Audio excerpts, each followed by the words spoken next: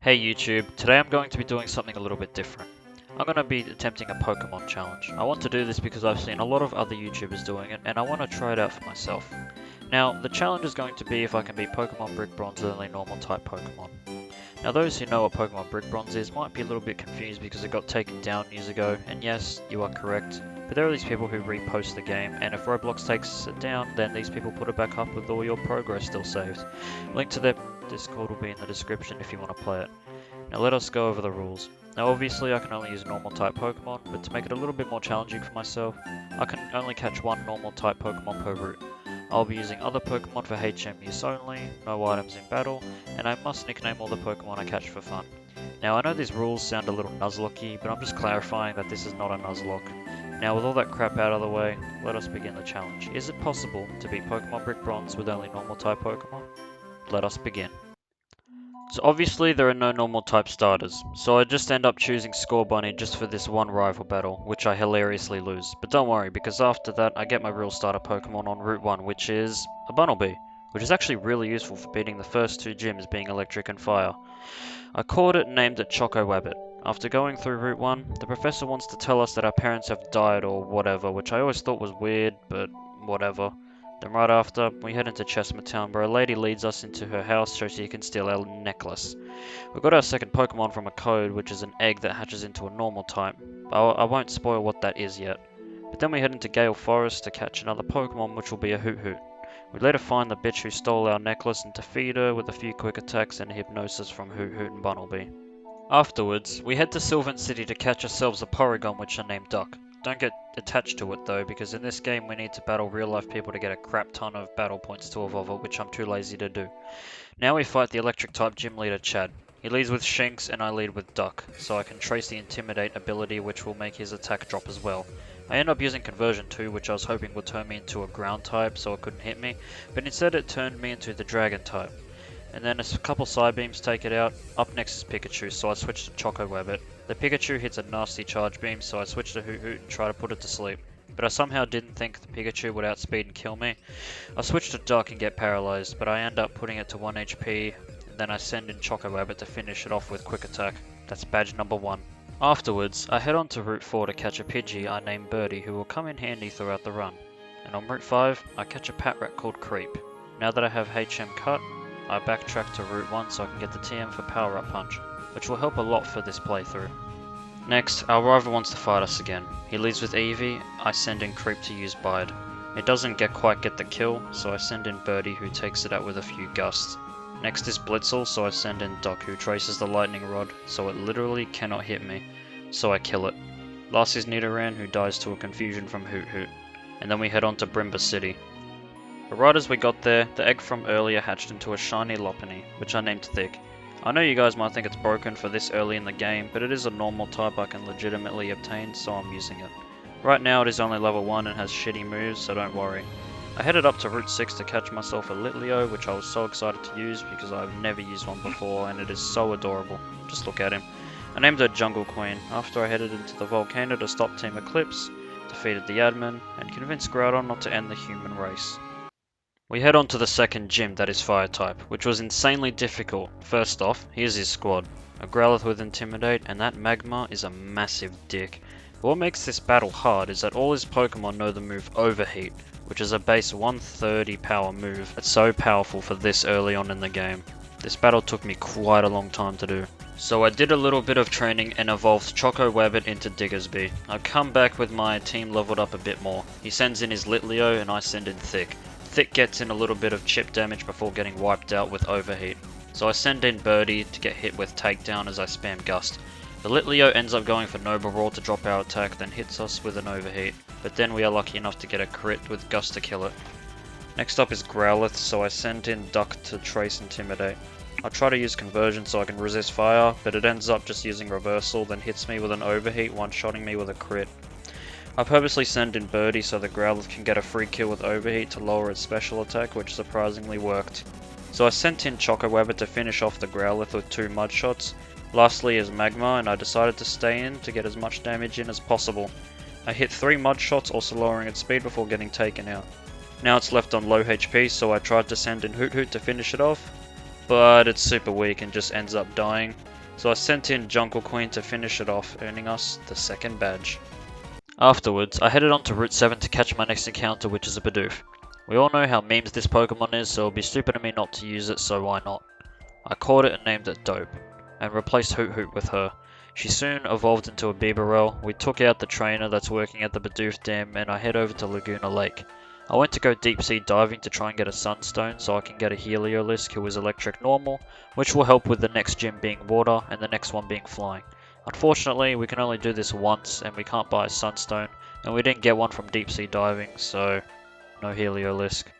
Afterwards, we make our way to Rose Cove City where the Team Eclipse admins wants to battle us again, but it's not worth mentioning because they are easy as shit, and in retaliation they decide to chuck a blue orb that they found on Wish.com into the ocean, which made it rain and pissed off Kyogre. Team Eclipse gets blasted like Team Rocket, our rival Jake gets a massive boner for this girl called Tess, and we can finally get on with the game. I grabbed myself a hoverboard, which is one of the coolest additions to the game. I defeat all the trainers on the dock to get the King's Rock so I can get a chance to flinch. Then I fight the third gym, which is water, and here's his squad. Yeah, it might not look like much, but that Gorbis is pretty tanky, especially with Draining Kiss. Here is how the battle went. I lead with Thick, he leads with Wailmer. I two-shot the Wailmer with Return, then he sends out Gorbis, which kills Thick to a burn from Scald. It's not looking good because Gorbis is absolutely annihilating my entire team with Psychic and Scald, and I'm just doing such little damage as it's healing with Draining Kiss. But I send in Dope to use Yawn and put it to sleep and get it to half health with Hyper Fang as it also dies. I send out Choco Wabbit to use Power Up Punch, raising my attack twice, then killing it with Takedown. Last it sends in a Huntail, and I do almost half with it before getting one shot with Scald. So I send out my last Pokemon, Jungle Queen. I just spammed Echoed Voice. I thought I would lose, but it kept on using Crunch for some reason instead of a water move. I don't know, maybe the gym leader felt bad. But anyway, that's badge number 3 done, and I get the TM for Scald, which I teach to Dope. We head up towards Route 9, and Tess, our new rival, wants to battle. She is a Dragon type specialist, but she didn't put up much of a fight. However, after we defeat her, Jungle Queen evolves into an actual Jungle Queen, and Birdie evolves into a Peugeot. And at the Grove of Dreams, I find a Minccino and replace Duck for her because we can't really evolve a Porygon that easily. And after that, we traverse through the mine to get a shiny stone so I can evolve Minccino. But for some reason it never wanted to learn Tail Slap or Bullet Seed or anything, even though I leveled it up so many times. I just end up bringing back Porygon. Anyway, we took the airship towards Anthean City to fight the flying type gym. Here's his squad. They are all very fast and have a lot higher level than me. Let's give it a crack. He leads with Staraptor and I lead with Duck to Trace Intimidate. I get O-Code by close combat, then send in Choco Wabbit. I stupidly went for Power Up Punch, then get 2-shot by Brave Bird. I sent in Birdie to kill it with a few wing attacks. Up next is Skarmory, so I send in Jungle Queen, and she easily takes it out with a Flamethrower. Next up is Aerodactyl, so I send in Dope to put it to sleep, but it knows Thunderfang, almost killing me. And I missed a rollout, but it's okay, because he falls asleep, I whittle him down with Scald, successfully killing him. Next is another Staraptor, so I send in Birdie, but I get attack drop from Intimidate. Birdie can't do much with this shitty move pool besides lowering its attack with Feather Dance. Then the Staraptor Whirlwind's Thick to come out. Staraptor sets up a double team while I'm just hitting weak returns. Then he crits me with Aerial Ace, but then goes for Fly. So I sent in Dope to sacrifice, sorry buddy. Then I swap back into Thick who crits with return, putting it on like 1 HP. Then it Whirlwinds Jungle Queen in. I try attacking but it dodges. I try again and it dies. Last is Braviary, so I send in Thick to use a return which does almost nothing. Then I die to Superpower. I send in Jungle Queen to deal damage with Flamethrower, but it isn't enough. I get hit with an Aerial Ace, but then I was somehow so lucky that I end up critting it, barely earning us the 4th badge. Now we must go through the sewers to stop Team Eclipse from blowing up the whole world, or whatever. We headed up to the aircraft and found out that the professor is actually the leader of Team Eclipse and was the one who stole our parents. Now I must fight him. And oh my god, this fight is the hardest battle of the run by far. It took me hours to do because he has 6 Pokemon who are all starters and a way higher level than me. But what makes this battle even more difficult is that for some reason an Absol comes out of nowhere and forces itself in front of the party when I battle him. And remember, we can't use Absol because it isn't a normal type. so I must waste time switching it out and getting hit with massive damage from Venusaur. But anyway, here is the attempt where I finally beat him.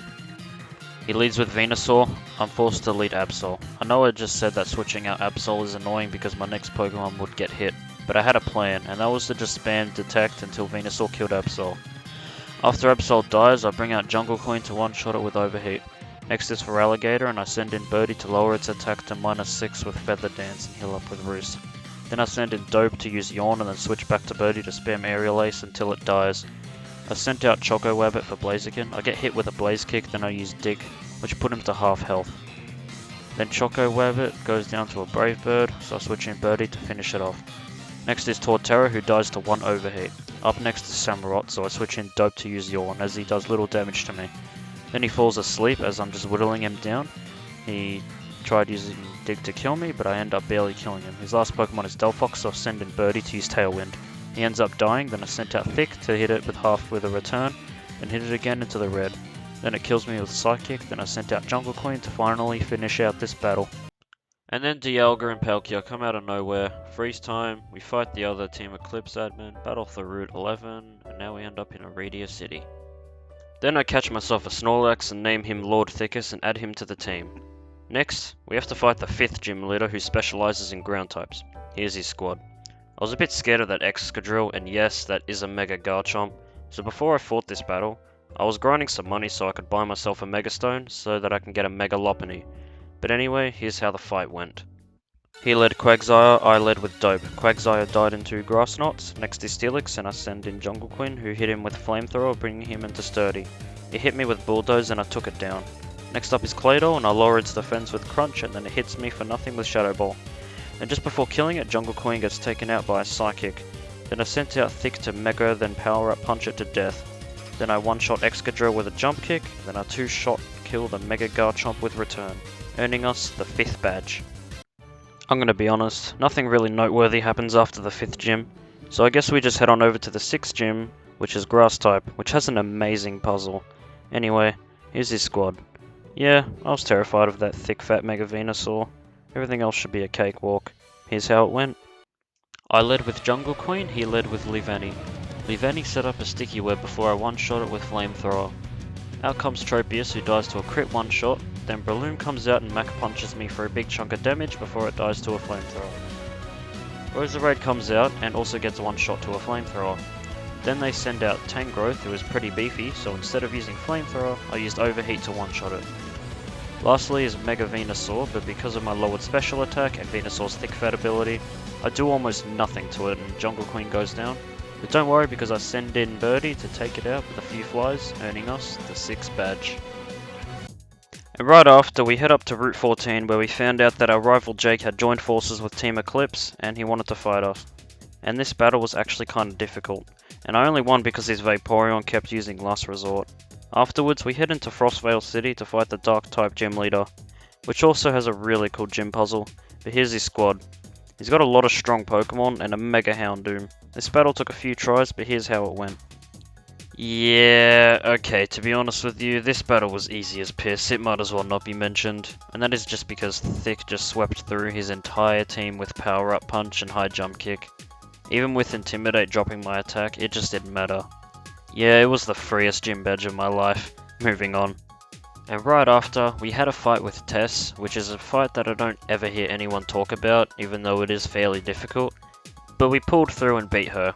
Then we go to this fun little snowboard track thing, traverse through Cosmos Valley, and head towards Port Decker.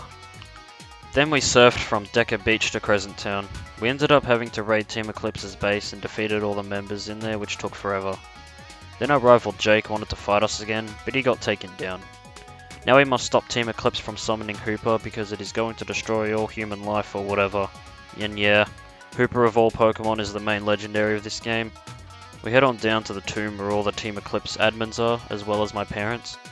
The leader took my necklace, which was the last piece of the portal to summon Hooper. And once they did, Cypress wanted to battle us again, and if you thought the other fight from Cypress was hard, this one was actually a lot easier, despite him having a Mega Charizard. We beat him, and our rival Jake, who turned against us, decided to betray Team Eclipse and sent the admins in the portal. Then he decided to be a hero and save Tess from a crate that would have pushed her in, but he sacrificed himself for Pakistan.